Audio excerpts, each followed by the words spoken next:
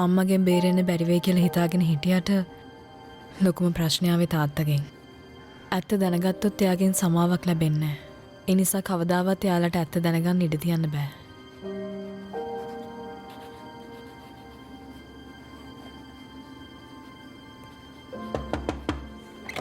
සිරින් මොකද දරුවෝ මේ කොයි වෙලාවෙත් දොර ලොක් කරගෙන ඉන්නේ? හරි පොඩ්ඩක් ඉන්න.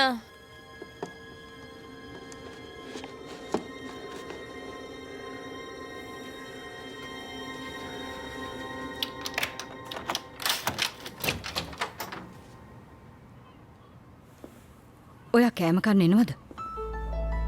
එපා මට ඕනේ. එහෙනම් මම බෙදලා කාමරයට ගෙනත් දෙන්නද? එපා කියලා එකපාරක් කිව්වම තේරෙන්නේ නැද්ද?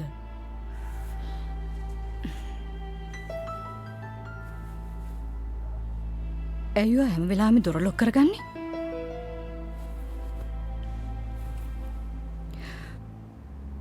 ඔයා තාම අර මිනිහයාගේ චිත්‍ර අඳිනවද?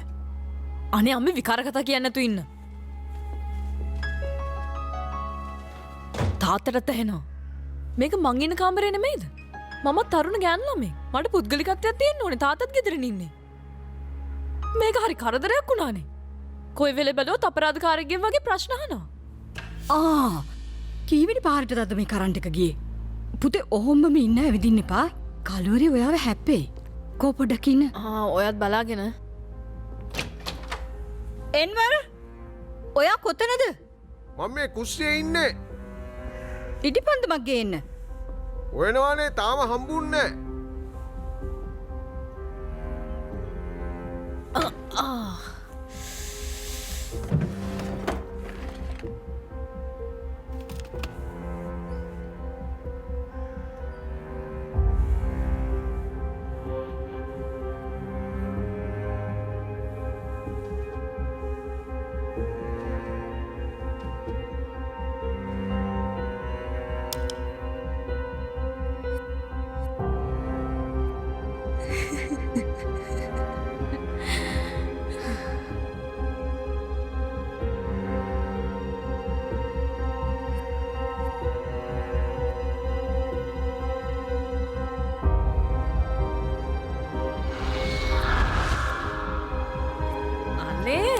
ඔයාට මේකත් ඕන වෙයි මං හිතන්නේ.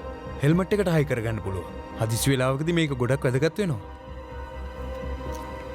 හරි එහෙනම් මේකක් දෙන්න. ඔයානේ දන්නේ ඉතින් මොනවද ඕන කරන ඒවා කියලා? මම දැනට දාන්නේ ඔයාට අත්‍යවශ්‍ය දේවල් විතරයි. ඩිස්කවුන්ට් එකකුත් දෙන්න පුළුවන්.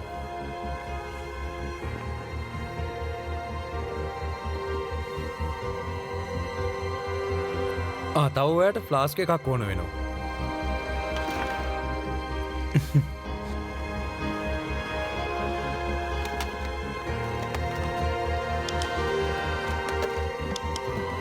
ඔයා දන්නේ නැහැ නේ මම টොප් රොක් වලට ගියා. ඔව් මං අර බාතියාර අංකලත් හම්බුණා. ඔයාගෙන සෑහෙන කිව්වා. පොඩ්ඩක් ඉන්නකෝ.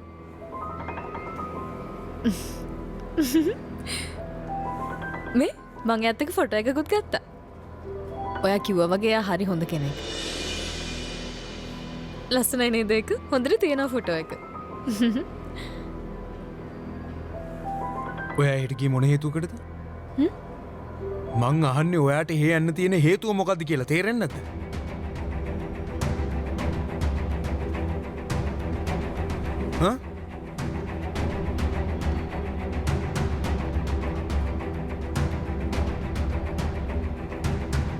ඇයි මට යන්න බැරිද? ඒක ඉතින් හරි ලස්සන ගමක් නේ. මම නිකන් බලන්න ගියා. ඔයා ඉතින් ඔයාගේ ගම ගැන කියනකොට මට ඒක හිතට වැදුණා. ඉතින් ඒක හින්දා මම ගියා. ඉන්න මම මේකේ බිල හදලා දෙන්න.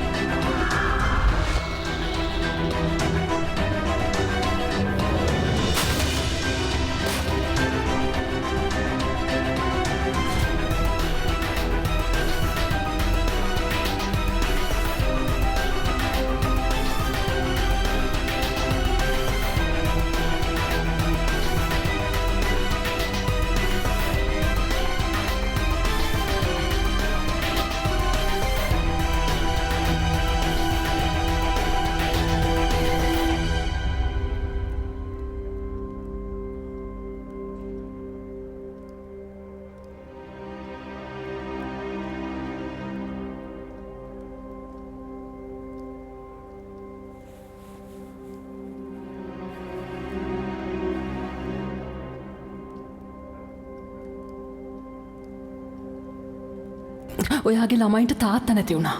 ඒකට කවුරු හරි වැරදිකාරයෙක් ඉන්නවා නම් එයා දඬුවම් විඳින්න ඕනේ නේද?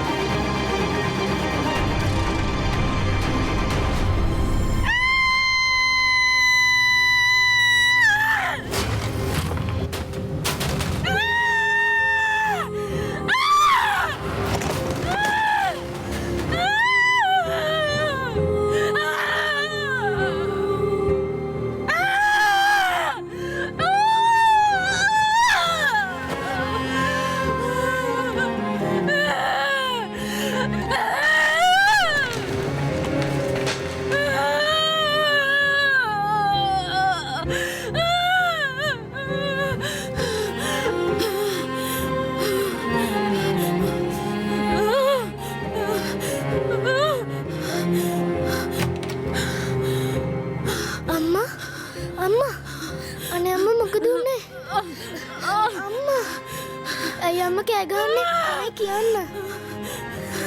අම්මා මොකද උනේ කියන්නකෝ.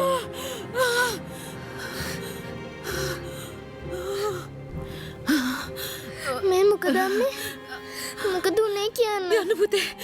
යන්න ඕගොල්ලෝ යන්න. අම්මා අනේ මොකද උනේ කියන්නකෝ. නෑ මොකද උන්නේ. ඕගොල්ලෝ යන්න. මං නරක හීනයක් දැකලා බය වුණා. ඒකයි මං කෑ ගැහුවේ. ඕගොල්ලෝ ගිහිල්ලා නිදා ගන්න.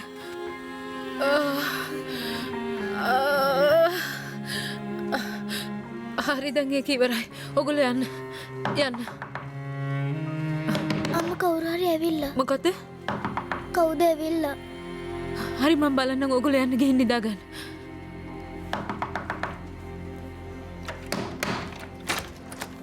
මොකද කෑ ගහන්නේ ආ?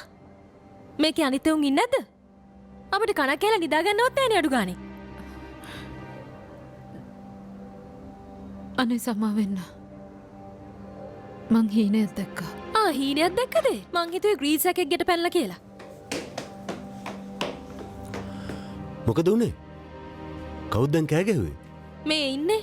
මෙයා හීනයක් දැකලා බය වෙලා. බබානේ. අරිෆ් උඩ මොකද වෙන්නේ? නෑ මොකුත් නෑ තාත්තේ. ඔයා ගිහින් නිදා ගන්න.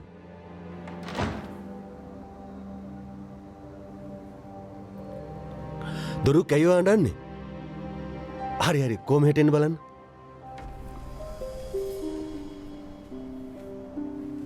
අම්මා නරක හීනයක් දැකලා නේකට ඔයා අඬන්න එපා. මොකක්ද හීනේ? ඒ හීනේ මේ පිටසක්වල ජීවියෙක් ඇවිත් ඔයාව පැරගෙන යනවා අම්මා දැකලා තියෙන්නේ. හරිනේ. දැන් එනං ගිහින් නිදා ගන්න. නිසන් ඔයා මේ මල්ලිවත් එක්ක ගිහින් නිදා ගන්න. ඒක නිකන් හීනයක් නේ. ඔයාලත් ගිහින් නිදා ගන්න. නිකන් ළමයින්ව බය කරන්නේ නැතුව. මං යනවා.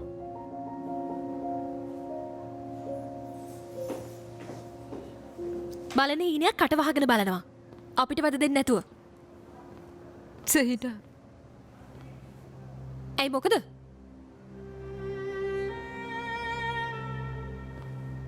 මොකද උනේ? පොඩ්ඩක් මාත් එක්ක කතා කරන්න එන්න පුළුවන්ද? මගේ ඔළුව හොඳට මවුල් වෙලා තියෙන්නේ. අනේ ටික වෙලාවකට එන්න. හරි එහෙනම් විනාඩි 5කට එන්න. ඔහොම ඉන්නකෝ.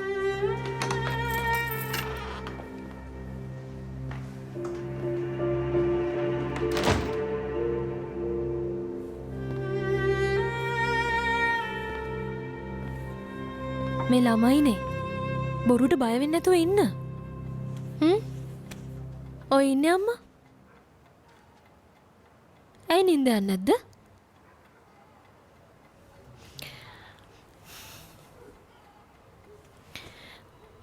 මම සින්දුවක් කියන්නද? එපා උන්න. සයිඩාන්ටි සින්දුව කියන්න.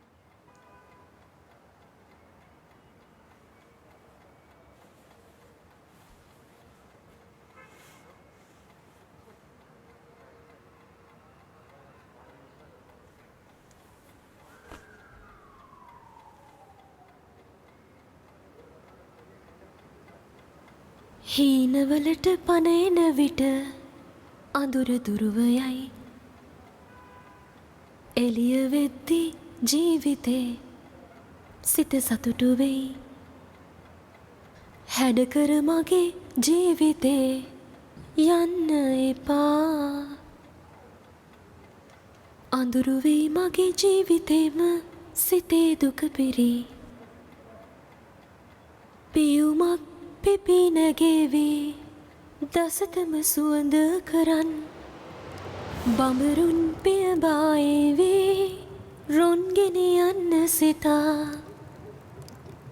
කොයි තරම් තිබුණත් රොන් බරක් නෑ ඉතින් රැකගනී පන වගේම ඔබයි මගේ ආදරේ හීනවලට පනයන විට අඳුර දුරුවයයි ඔයාද හිතාගන්න බැරි තරම් ලස්සනයි. එළිය වෙද්දි ජීවිතේ සිත සතුටු වෙයි හැඩකර මගේ ජීවිතේ යන්න එපා අඳුරු වෙයි මගේ ජීවිතේම සිතේ දුක පෙරේ සංසාරේ පෙරු පෙරුම් තව ඇති මෙමා ළඟ කවදාවත් වෙන් නොවෙමි දිවුරා කියූ දින මේ තරම් වේදනාවන් දැනී සිතුවාද කාට හරි ආදරය කරනවා කියලා කියන්නේ එනවාදෝ මා සොයා එයාව හැමදාම හිනස්සලා තියාගන්න එක. මතු උපදිනා බව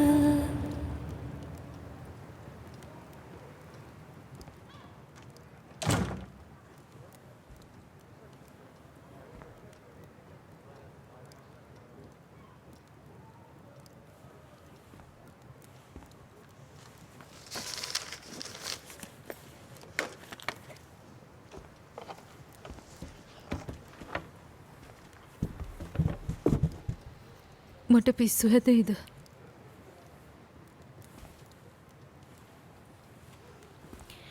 බය වෙන්නේ නැතුව ඉන්න හැම දේවල් සිද්ධ වෙන්නේ. පිස්සු වගේ කියලා හිතුණාට ඇත්තටම පිස්සු නෑ. මැරෙයි කියලා හිතුණාට මැරෙන්නෙත් නෑ. අමාරුම තැන්වලදී කොහොම දේවල් වෙනවා.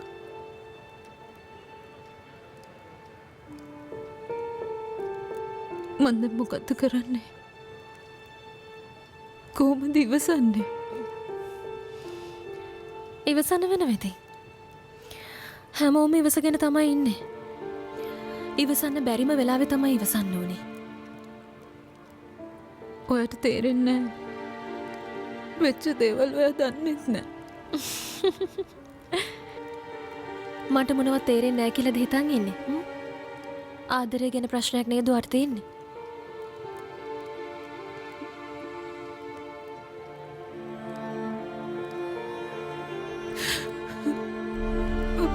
තව එක්කෙනෙක් ඉන්නවා. කාටද? මගේ මහත්තයාට. මැරිච්ච කෙනාට? නැතු ඉතින් මට වෙන කවුරුත් නෑනේ. එයා තව එක්කෙනෙක්ට ආදරය කරලා. එහෙම හිතන්නවත් පුළුවන්ද? මං කොච්චර සතුටින්ද හිටියේ. මටම විතරක් ආදරය කරන කෙනෙක් මට ඉන්නවා කියලා මං හිතුවා. ඒත් එහෙම නෙමෙයි සිද්ධ වෙලා තියෙන්නේ. සේරම දේවල් බොරු. ආදරය කියන්නෙත් බොරුව. ඒක ඉතින් එහෙම දෙයක් තමයි. ඇත්තයි කියලා දෙයක් මේ ලෝකේ නෑ. අපිට කියන ආදරය කියලා ඒක බොරුවක්. කවදාවත් දාලා යන්නේ නැහැ කියලා අපිට කියනවා. ඒ කතාවත් බොරුවක්. අපිට ඇරෙන වෙන කෙනෙකුට ආදරය කරන්න බෑ කියලා කියනවා. ඒවත් ඉතින් බොරු තමයි. එයා මට කිව්ව දේවල් මරයත් එක්කත් කියන්න නැතේ. මං එයාගේ පණ කිව්වා. මං බෝනිකෙක් වගේ ලස්සනයි කිව්වා.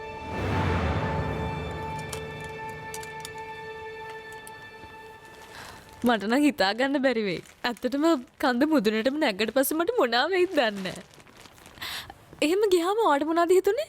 මං කියන්නේ ඔයා පළවෙනි සැරේට කන්ද නැගපු දවසේ. ඔයාටත් එක දෙයක් අනිවාර්යෙන් වෙනවා. කඳු නගින කෙනෙකුට ඒක නවත්තන්න නම් හිතෙන්නේ නැහැ. වචන වලින් කියන්න බෑ. ඒක හරි අමුතු හැඟීමක්. මට නම් හිතාගන්න බෑ. මොනවා වෙයිද දන්නේ නැහැ. කවද්ද ඔයා ප්‍රැක්ටිස් වලට යන්නේ? කතා කරලා ඉක්මනටම දවසක් දාගන්න ඕනේ. මට විනාඩියක් දෙන්න.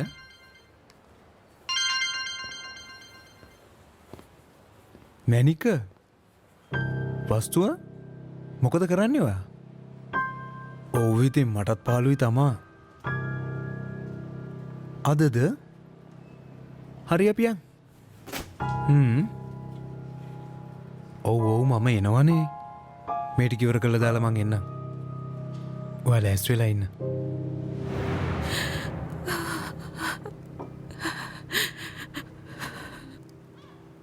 සප්පයටත් ඒ විදිහටම කතා කරන්න නැති. මේ ඕව තමයි අපි රැවටෙන තැන්. ඕවට අහු වෙනවා. ඒගොල්ලෝ කරන්නේ ඔය වචන වලින් අපිව අන්දන එක. එක්කෙනෙකුට නෙමෙයි 10 දෙනෙකුට උනත් ඔය ටික කියයි.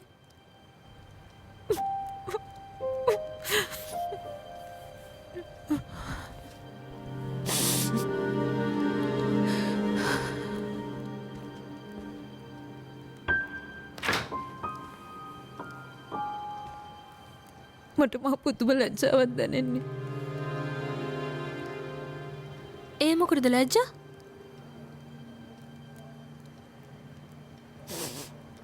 ඒ ආදරේට මන් රැවටුණ එකට.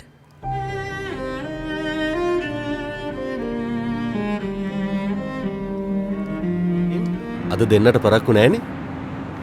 නෑ රිෆ් අංකල් පොඩ්ඩක්වත් පරක්කු නෑ. වෙනද ඉස්කෝලේට යන්නේ හොඳටම දාඩිය දාගෙන. හැමදාම මෙහෙම යන්න තිබ්බනම් අපිට කාර් එකක් නෑනේ. ඒකනේ. ඒ වුණාට බස් එකක් තියෙනවනේ. ඔයාගේ කතාව හරි. කිසා